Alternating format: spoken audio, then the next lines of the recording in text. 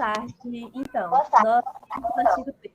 Nosso foi composto por Ana Borges, Ana Caroline Borges, Yadira Damasceno, Karen Beatriz, Maria Clara e Viviane.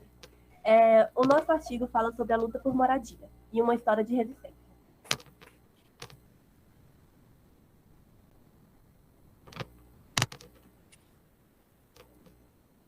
Os temas abordados serão: primeiro vai ter a apresentação do artigo, segundo, o objetivo da metodologia da pesquisa, os problemas sociais em relação à moradia, o problema social que tem a ver com a urbanização, a luta por moradia e dignidade, os programas habitacionais e a marcha por luta e moradia e a urbanização em comunidades.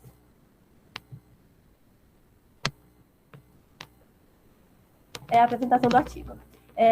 O artigo tem 3 autores, que é o Caio Costa Couto, a Jaqueline Lima de Amorim e a Lisiene dos Reis.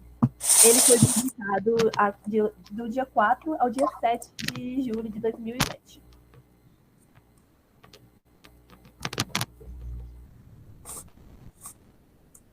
Bom, agora eu vou falar um pouco sobre os objetivos e a metodologia da pesquisa. O objetivo dessa pesquisa é discutir a problemática do direito à moradia no Brasil. Então, a gente vai frisar sobre as organizações populares e suas lutas diante das transformações das cidades brasileiras. A gente vai falar basicamente sobre o direito à habitação no Brasil, ou o desrespeito desses direitos que são fundamentais, né? É um direito que está realmente sendo garantido para a população? A gente sabe que ter direito a um lar não se resume a ter uma casa, mas também ao acesso a uma residência segura, digna e que proporcione uma saúde mental e física para toda a família, né? E não é bem assim que tem sido. Há um grande déficit habitacional no nosso país. A metodologia usada é um estudo de um caso de uma comunidade localizada em uma área de interesse cultural de Salvador, que foi tombada por 3 instâncias públicas. E isso mostra a incapacidade dos programas habitacionais brasileiros de suprir toda a demanda por uma moradia, o que resulta em ocupações informais e nos movimentos sociais para a moradia.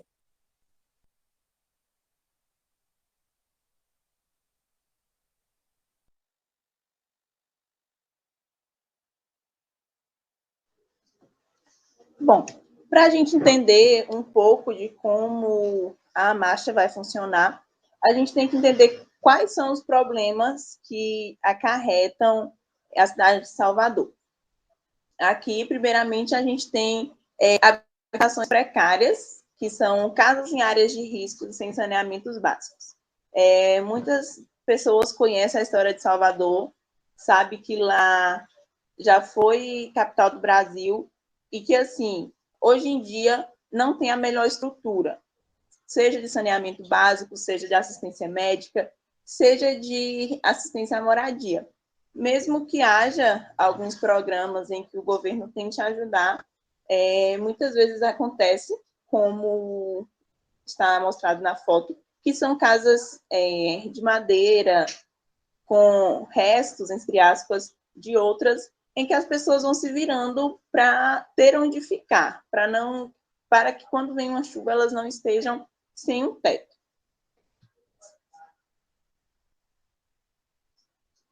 Um outro problema é a coabitação familiar, que é mais de uma família em uma casa.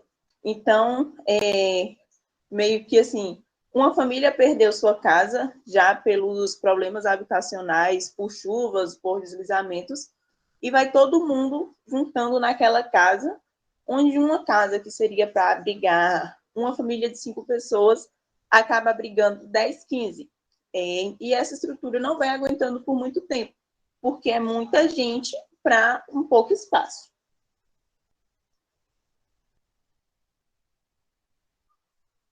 O outro problema social em relação à moradia que a gente tem é o ônus excessivo com aluguel.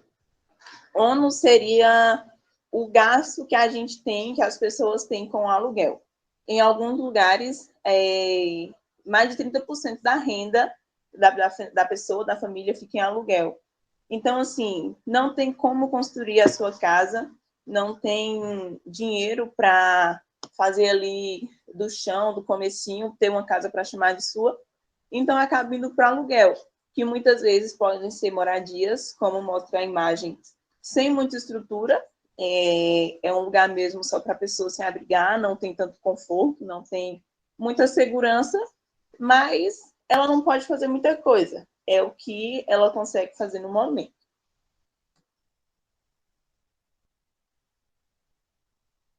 Aí entra alguns pontos. Por que dos problemas?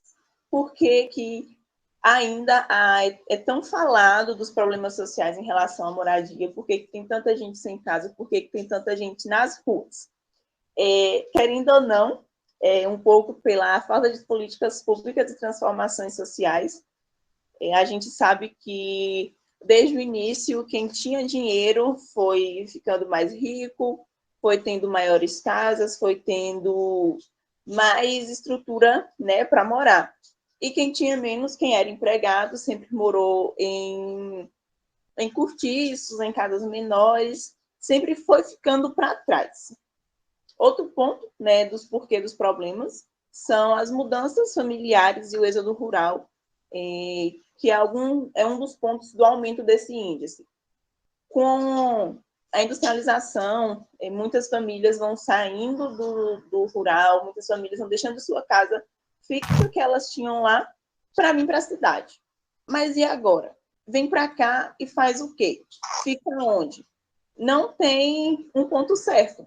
E acaba indo ou morar com outros parentes e faz uma superlotação em uma casa, ou vai pagar aluguel, porque é uma das saídas mais baratas, entre aspas. Quem são os afetados? Geralmente são as pessoas com baixa renda, que muitas vezes não vão ter outros lugares para ficar, não vão ter muitas opções. Então, assim, elas têm que ir para o básico e, mesmo que não seja bom, é o que tem. Aí fica aquele questionamento para a gente. Será que tem solução? Será que a gente consegue dar jeito nos problemas de moradia do Brasil e de Salvador, que vai ser o nosso foco daqui para frente? Alguns dos pontos que a gente pode atuar. Aluguel com opção de compra. Muitas vezes tem pessoas que moram mais de 2, 3 anos em uma casa de aluguel. E por que não fazer uma conversa, não ter um diálogo com o seu dono e falar assim, olha, eu já estou há tanto tempo, eu vou te pagar esse aluguel, mas essa casa daqui a um tempo vai ser minha. Por que não fazer essa troca? Sendo que aquele aluguel já vai estar garantido para o dono. Outro ponto que dá para atuar para o governo, para as instituições atuarem, são as melhorias habitacionais. Depois de um tempo, as pessoas se acostumam a viver em situações precárias porque não tem para onde correr. Então, se elas tivessem esse melhor acompanhamento, essa melhoria nas suas casas, essas melhorias das habitações, seria um grande avanço para elas. E, para ter essas melhorias, o governo deve investir. Não deve ser uma coisa avulsa em que simplesmente uma pessoa vai lá e fala, não, vou ajudar. Não é assim. E a gente sabe que o governo tem seu dever, então ele deve cumprir tudo aquilo que está estabelecido para ele. Então, falar um pouco sobre os problemas sociais e a urbanização. Assim, os problemas sociais também vêm um pouco sobre a urbanização. Então, eles dois juntos já é um problema bem grande.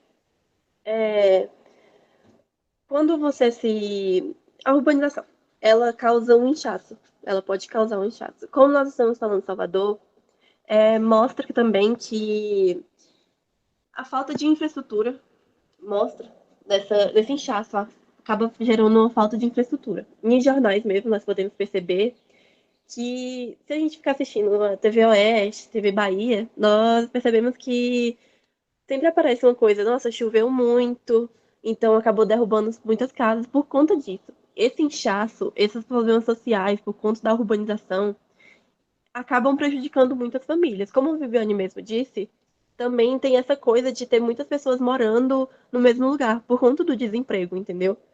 Que, tipo, vou dar uma ideia aqui. Eu vim trabalhar nessa cidade, vim trabalhar em Barreiras, e acabei não conseguindo esse trabalho, não consegui sustentar minha casa, não consegui sustentar minha vida aqui. Então eu resolvi tentar morar com algum parente. Isso já causou. Isso, de certa forma, tem a ver com desemprego, por conta do desemprego, entendeu? Por conta desses problemas sociais.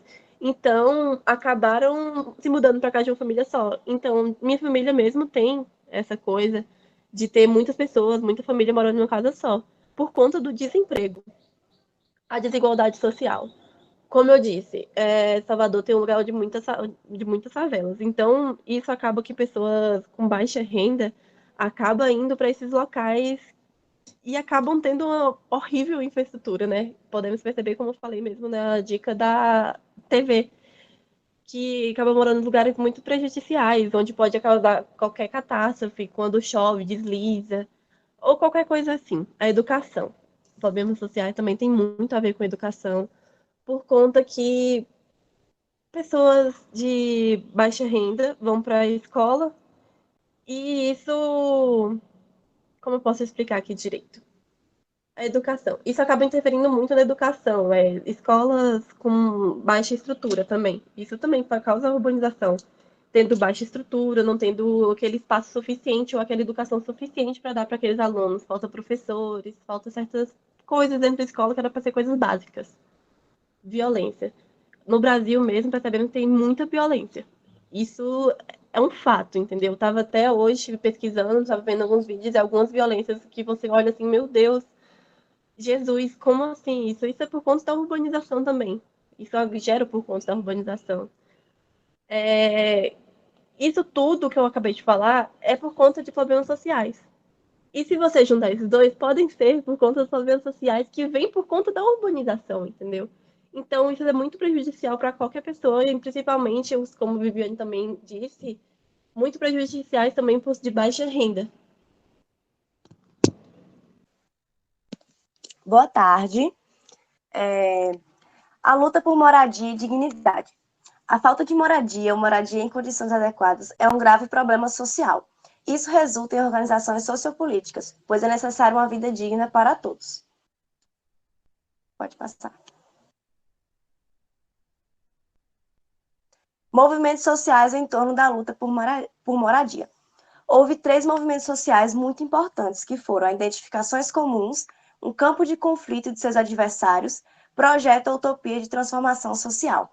Esses movimentos foram extremamente importantes, principalmente para a construção dos programas habitacionais, para os problemas habitacionais, mas por muito tempo ficou sem destaque, vindo a ser mostrado para o mundo quando foi destacado em TV, em internet e em outros meios de comunicação. Foram tão importantes que também participou da luta dos africanos, quando eram escravizados, pois eles faziam várias organizações para tentar fugir da vida que levava. E esses movimentos também integravam caboclos, indígenas, pessoas pobres e até mesmo brancos, todos em busca de uma vida digna. Pode passar.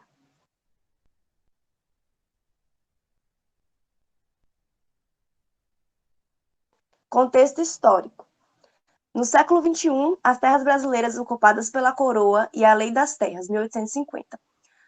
Nesse século, a coroa habitava o Brasil. E as nossas terras, elas não eram consideradas de grande valor, mercadorias. E só vieram a ser consideradas, como é que eu posso dizer, consideradas terras comerciais, quando houve a Lei das Terras, em 1850, que a coroa começou a leiloar as terras brasileiras e começaram a ter destaque. Essa lei só serviu para reafirmar o poder e a riqueza da burguesia. E no século XX, houve o surgimento de indústrias, segregação espacial urbana, migração rural urbana e problemas habitacionais. Com o surgimento das indústrias, a população de baixa renda aumentou muito, o que houve mais destaque na segregação espacial urbana. E com essa migração rural, houve muitos problemas habitacionais, porque não havia emprego para todos. Então, quanto mais cresceu muito e não tinha emprego para todo mundo. Pode passar.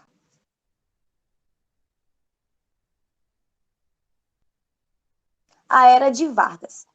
Nesse período, houve pela primeira vez programas habitacionais, cerca de 140 mil conjuntos. Por mais que pareça um número consideravelmente grande, não foi o suficiente para melhorar as condições dos brasileiros em questão de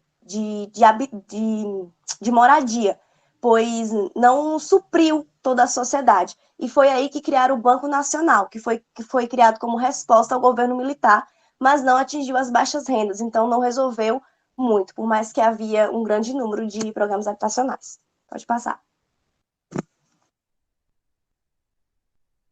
Aqui tem um gráfico do crescimento do PIB e da população no Brasil entre 1820 e 2020. Só que a gente vai focar no ano de 1930 a 1945. Não vai estar ali o número 1945, porque está entre 1940 e 1950.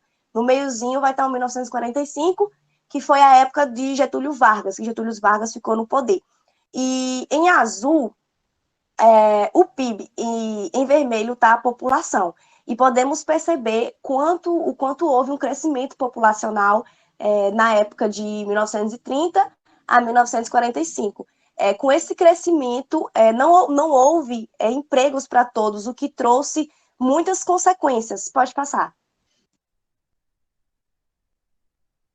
Consequências como infraestrutura ruim, sem educação, sem saúde, sistemas básicos horríveis, sem sistema, como é que fala? Sem moradia. E essas fotos foi no Rio de Janeiro, na época de Getúlio Vargas, que trouxe essas consequências, por causa do crescimento populacional urbano. Pode passar. Anos 80, regime militar. O regime militar trouxe várias consequências, como recessão, inflação, desemprego e queda dos níveis salariais. Com isso, muitas pessoas não tinham condição de ter moradia, os chamados sem terra. E, além disso, houve o aumento da crise habitacional e a crise urbana, e por causa disso, por falta de trabalho e emprego para todos, houve a luta pelo acesso à educação, saúde e mobilidade urbana, que são sistemas básicos que deveriam ser direito de todo cidadão. Pode passar. Código Penal de Ocupação Desautorizada. Existem diversos ocupantes que são considerados invasores. Para muitas pessoas, não há solução a não ser continuar empreendendo e ocupando imóveis sem função social. E com isso veio os problemas, porque as pessoas que têm as áreas vão exigir de volta. E vai ocorrer um conflito entre uma pessoa que precisa de um lar para morar, que precisa de uma área para sobreviver, e a pessoa que quer de volta a sua terra por direito, né? E nesses casos de violação de domicílio, porque pelo Código Penal é considerado uma violação, o proprietário tem direito de exigir a área de volta pela via judicial, logo após dar a ele a função social exigida, quando isso estiver ocorrendo. Pode passar.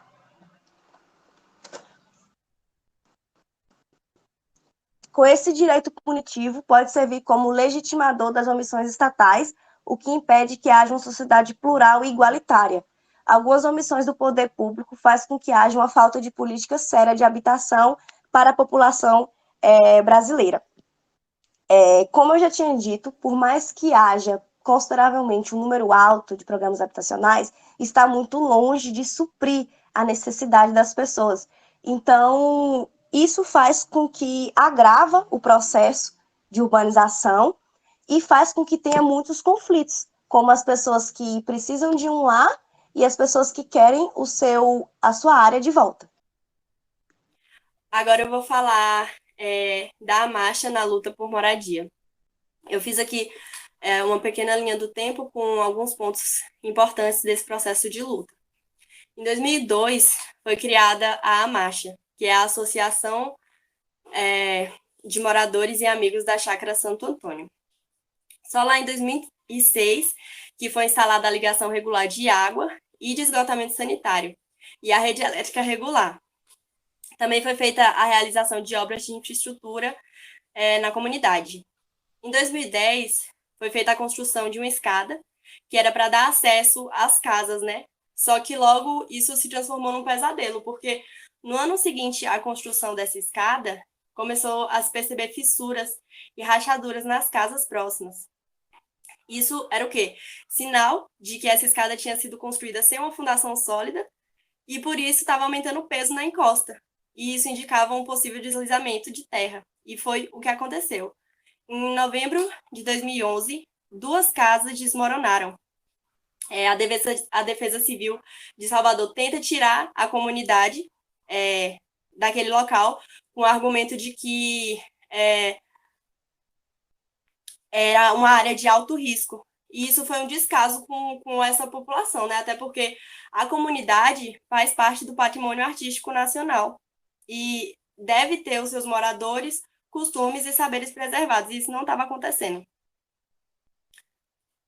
A situação da Chácara Santo Antônio, ela narra o histórico de luta por permanência dessa comunidade no centro histórico de Salvador. E fica explícito ali o desrespeito por parte do Estado a diversos direitos fundamentais da população, que eles não estavam respeitando esses direitos que aquela população tinha de ficar ali.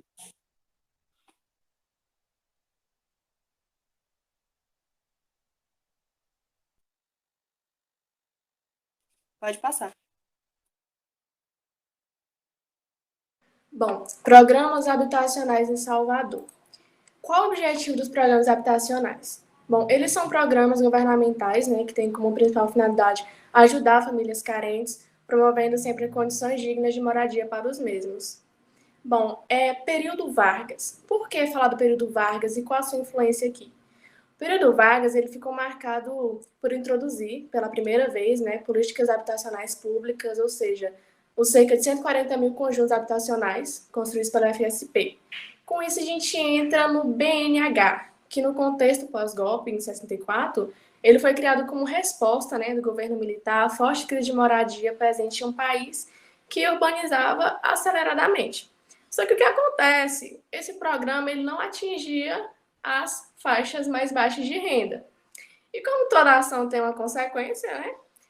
A consequência dessas ações foi um intenso processo de urbanização descontrolado e a grosso modo, onde, sem qualquer apoio governamental, a grande maioria da população não tinha alternativa, né? Senão construir por conta própria suas casas em assentamentos precários, como loteamentos clandestinos, favelas, vilas, locais irregulares, né? Distantes das áreas urbanizadas, sem total infraestrutura e equipamentos sociais.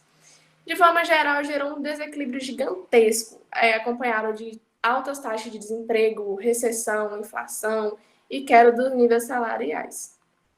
Bom, políticas públicas. Em relação às políticas públicas, ainda que tenha acontecido muitos avanços, né, principalmente no meio do sistema de participação social, através de reuniões, de organizações, ainda é muito instável e distante dos anseios e apostas feitos pelos movimentos de moradia e de reforma urbana. Com isso, parte da população não vê outra alternativa a não ser continuar ocupando lugares inviáveis e sem qualquer apoio político para a moradia, né? Em relação ao programa Minha Casa Minha Vida, ele é o principal programa habitacional dos últimos anos, né? Ele teve seu início em 2009 e teve como principal objetivo reaquecer o mercado imobiliário no Brasil, né, respondendo à crise mundial de 2008, financiando diretamente empresas e construtoras para edificação direcionada às classes de baixa renda, de 0 até 10 salários mínimos. Porém, como mencionado anteriormente, nem todos tiveram acesso a essa oportunidade, né? E, além do mais, nem tudo são flores. Por trás de tudo isso, ainda existe a resistência de alguns moradores em relação a abandonar suas comunidades e se realocar para um novo lugar. Mas, ao mesmo tempo, deve-se questionar como a comunidade está sendo retirada do seu lugar. Então, dando continuidade, para a gente entender um pouco como vai ser, como seria essa urbanização, a gente vai entender o conceito de urbanização, que é o processo pelo qual a população urbana cresce em proporção superior à população rural. Essa urbanização vai vir acarretada com o crescimento populacional, que puxa ali o gancho que vai precisar crescer a estrutura de transporte, porque vai precisar acolher mais essas pessoas, vai aumentar o espaço, no momento em que casas precisariam ser construídas, escolas precisariam ser construídas, unidades de saúde, para acolher toda essa urbanização que aconteceria naquele local. Um fator, né, que puxa muito é a industrialização e a mecanização do campo, porque acaba trazendo todo o pessoal para uma só localidade, para uma concentração de lugar.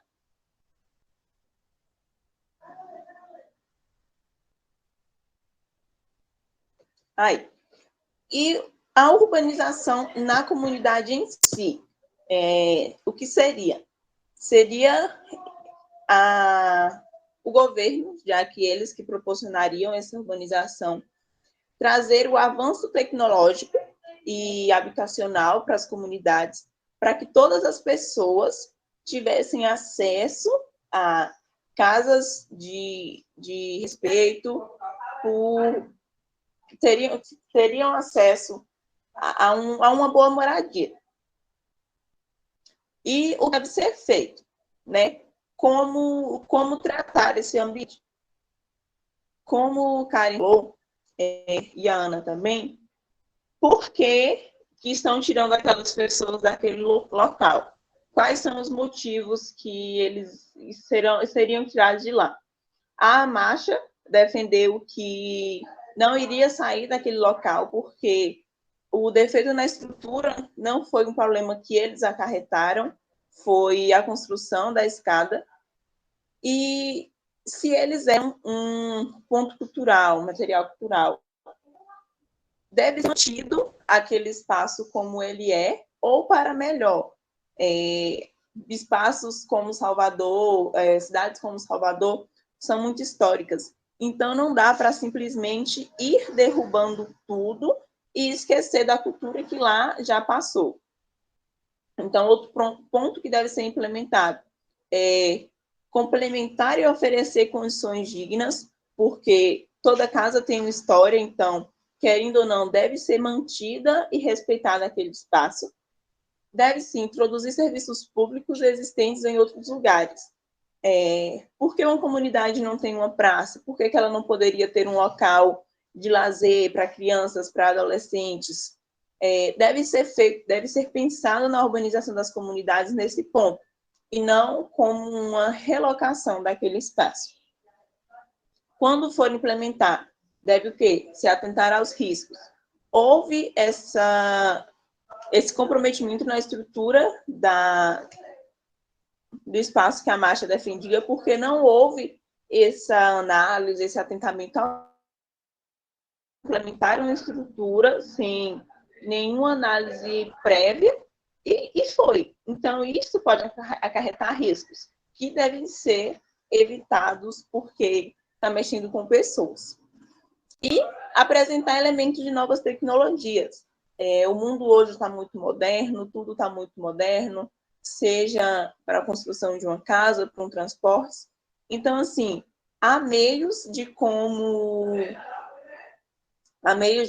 agir, só deve ser feito, deve ser seguido para que as comunidades estejam mais habitadas, as comunidades deixem de ser um local para algumas pessoas e não ser só um local de refúgio, que eu não tenho para onde ir, vou para a comunidade, vou para um local que dito carente. Deve ser pensado na urbanização das comunidades como inovação e avanço tecnológico. Aqui estão algumas das nossas referências. A gente usou o artigo disponibilizado pela Prof. e algumas pesquisas também. E agradecemos a atenção, no caso agora só da Pro, porque só ela vai estar assistindo, a menos que ela disponibilize. E até ano que vem, acabou os trabalhos. Obrigada.